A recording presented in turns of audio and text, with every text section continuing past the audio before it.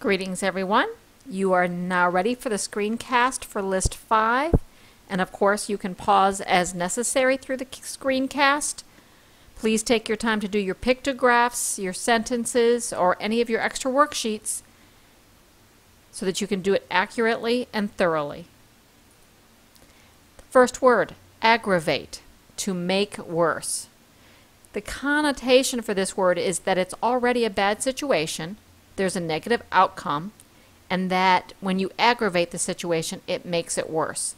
This is not always something controllable. Sometimes it's an act of nature. A common phrase you might hear is, you deliberately aggravated the situation. And you remember the word deliberately from a previous list. You planned to make it worse. Here you can see there's a traffic jam. And there's a slight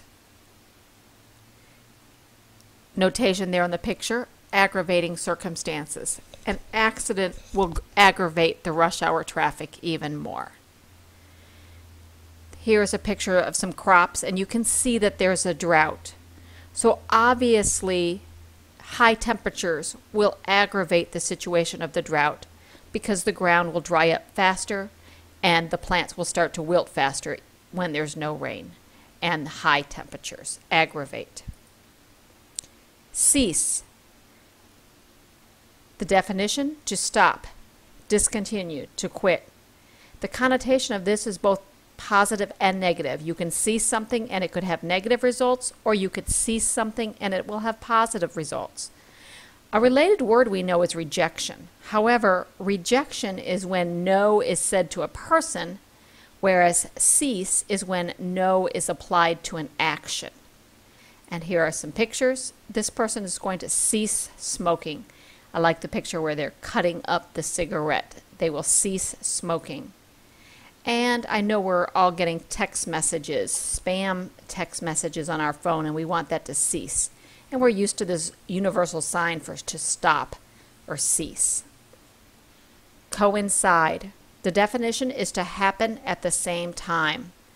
When things coincide, it can be positive or negative.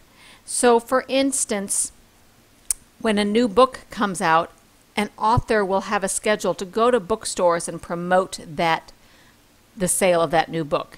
So the book tours coincide with the releasing of the new book.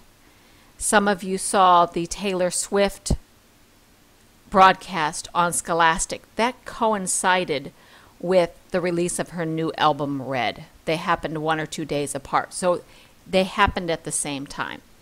And the related word there is coincidence.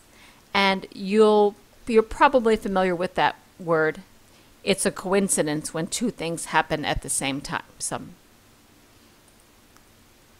Here is when a full moon coincided with an eclipse. And so we had the total eclipse of the moon, and this happened back in December of 2010.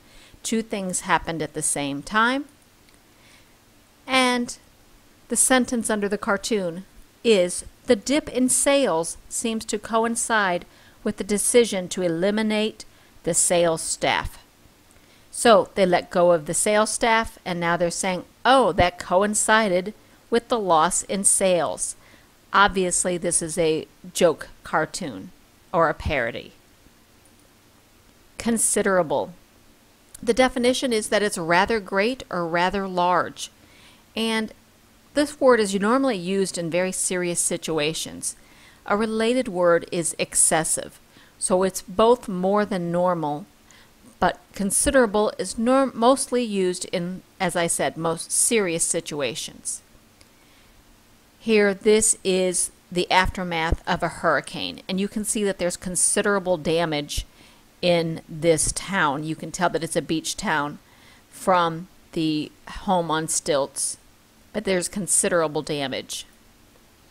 Here is a spider that is of considerable size. So I don't think anybody wants to mess with that spider. Not sure what kind it is, but it is of considerable size. Humane. This is a word you're probably familiar with when we talk about the Humane Society.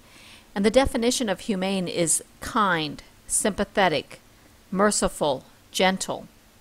And when it's used in reference to human rights and animal rights, and a related word is humanity. Here, a young lady is being humane to a construction worker who's out working in the sun and very hot and sweaty. Here are some people who are protesting, and they are trying to abolish child slavery. And there's different kinds of people. This sign's in English, and this sign is someone in another language, but they're trying to abolish some sort of slavery. So they're trying to be kind to other human beings. Intentional. The definition is that it's planned, done on purpose. And hopefully you're thinking, wait a second, that's a lot like the word deliberate, and you are correct. Planned, done on purpose. And the connotation is that it can be used in positive or negative situations. Here is a positive situation for intentional. This is some sort of community or town or city that is planned out.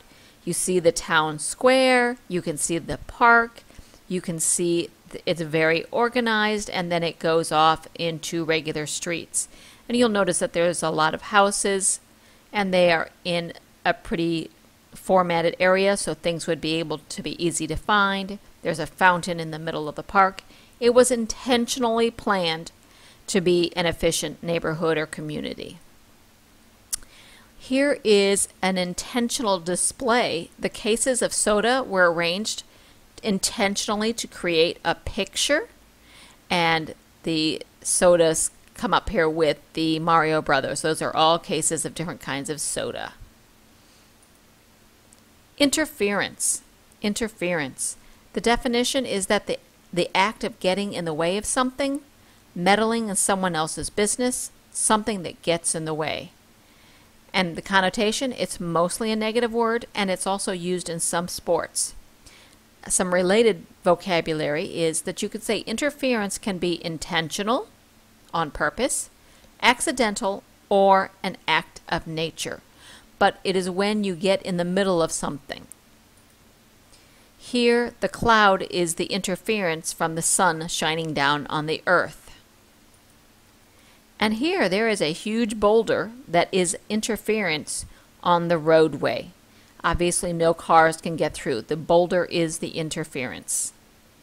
And one more picture here. This is of protesters in Egypt, and they are causing interference in the normal business of the day as they protest about their government. It's interference in a normal way of life. As you can see, interference has many different uses. Obnoxious.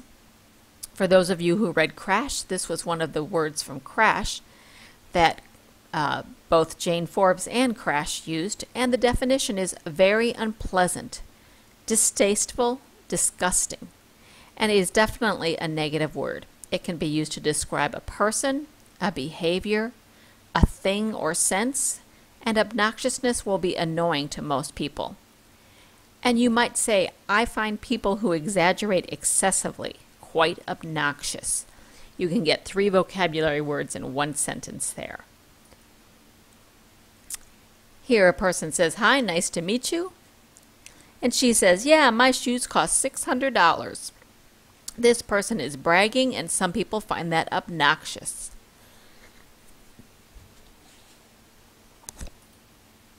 And here is a young boy sticking out his tongue.